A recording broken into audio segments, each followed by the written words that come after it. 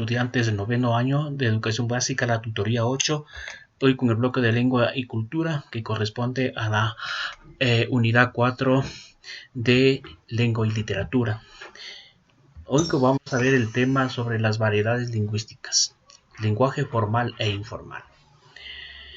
En todas las lenguas del mundo existen diferentes formas de expresarse o variedades lingüísticas que por diferentes razones, ya sean históricas, nivel educativo, edad, profesión, región de origen de una persona, etc., existen.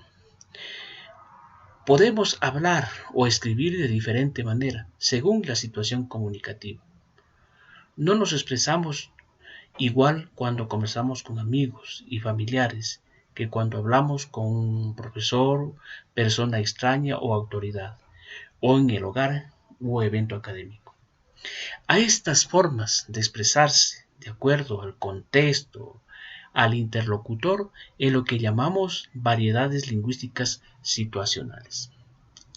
Según la situación comunicativa, el tema, el propósito, la función del lenguaje, el interlocutor o destinatario, grado o cercanía o lejanía, el lenguaje puede ser formal o informal. El informal se denomina también coloquial. Se utiliza cuando hay confianza entre amigos, familiares, compañeros y es esencialmente expresivo y emotivo. Tenemos el registro formal. En cambio, utiliza situaciones serias y formales. Hay una relación lejana de poca confianza entre los interlocutores. Registro de lenguaje según la situación comunicativa. Los elementos que definen una situación comunicativa es: el tema sobre el que se habla determina el vocabulario. Se utilizarán palabras de uso común si se trata de una disciplina en particular. Se utilizará el lenguaje propio. El canal a través del cual se comunican los interlocutores puede ser directo o mediado por la tecnología. Determina el uso de la lengua oral o la escrita.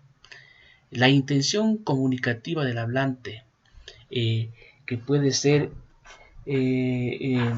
informar, convencer, entretener, expresar sentimientos, etc., condiciona la objetividad o la subjetividad del mensaje, así como los usos coloquiales o formales y los recursos estilísticos. El lugar y el tiempo concreto en que se desarrolla la comunicación y las circunstancias que la rodean determinan la formalidad. Y por último, la relación social entre los interlocutores determina el empleo de ciertas fórmulas de cortesía que demuestran un mayor o menor grado de cercanía afectiva o social. Lenguaje técnico o especializado. A este tipo de lenguaje técnico especializado, cada ciencia, técnica o campo del saber o del conocimiento tiene su propia forma de expresarse.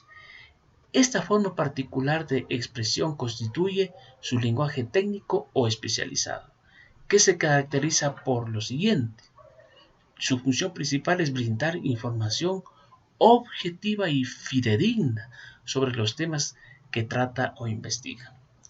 Utiliza un vocabulario específico, con un significado preciso para evitar malas interpretaciones. Si bien se nutre del léxico común, también desarrolla una terminología propia. Estos términos específicos se denominan tecnicismos.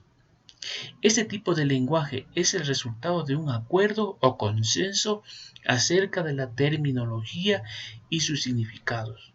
Por ello, todos los integrantes de una ciencia, oficio o profesión utilizan los términos del mismo modo. Bien, también es necesario conocer, señores estudiantes, el origen de la diversidad lingüística en nuestro país. Bueno, como en la mayoría de las lenguas existe un lenguaje formal e informal. En gran parte de los países del mundo existe diversidad lingüística y cultural. En Ecuador, la diversidad lingüística y cultural se caracteriza también por procesos de conquista, Se conoce que antes de la llegada de los españoles en el siglo XVI, nuestro país estaba habitado por señoríos étnicos y curacazgos. Con la conquista española, el castellano pasó a ser una nueva lengua oficial. En vista de la diversidad lingüística, los españoles usaron el quechua en primera instancia como lengua de comunicación con los diferentes grupos indígenas, por la que se extendió como lengua de relación entre la población nativa.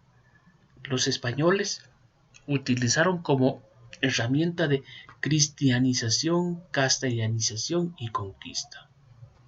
Luego de un proceso de quechuaización a los habitantes originales de la sierra, primero, y de castellanización después, las lenguas propias de esas zonas fueron poco a poco desapareciendo. Fue para fines del siglo XVI que se dispuso que el castellano sea la lengua materna. Únicamente los pueblos que no pudieron ser colonizados por estar en sectores geográficos inaccesibles y presentar resistencia bélica potente pudieron mantener sus propias lenguas. Estos jóvenes, en lo que se refiere a la parte teórica de variaciones del lenguaje, ustedes van a desarrollar la ficha pedagógica de acuerdo a lo que se les plantea, contestando las dos preguntas de indagación y el resto de actividades que con ayuda del libro de noveno año y con el tema variedades lingüísticas ustedes van a contestar.